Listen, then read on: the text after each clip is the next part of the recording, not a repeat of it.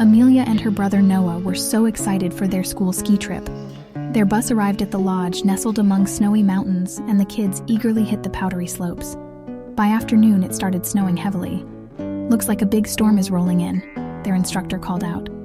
All the kids gathered back at the main lodge, which had a big fireplace, dining area, and bunk rooms downstairs. They'd stay here until it passed. The snow picked up into a howling blizzard outside. Amelia watched out the window as sheets of snow swirled past. She loved being cozy indoors during a storm. Since they were stuck here, the teachers organized games and movies in the lounge area. After dinner, the students settled into their assigned bunk rooms. Amelia and her friends stayed up late whispering and telling ghost stories by flashlight. Around midnight, Amelia got up to use the bathroom. The lodge was dark and silent.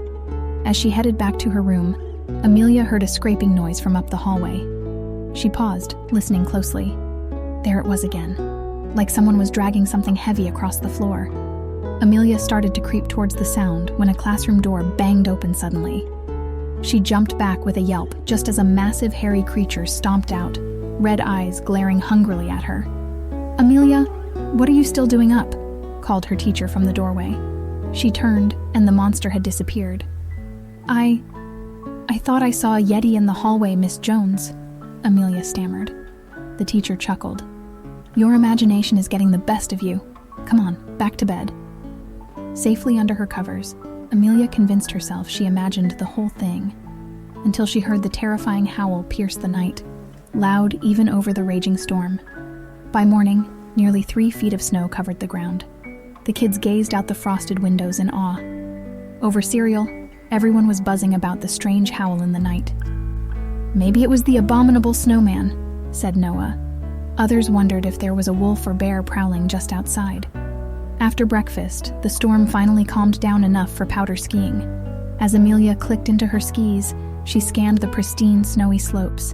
Then she spotted it, a trail of massive footprints leading away from the lodge into the trees.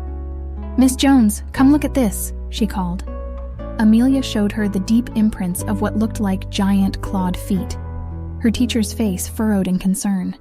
The instructors quickly hurried all the kids back inside, away from the slopes.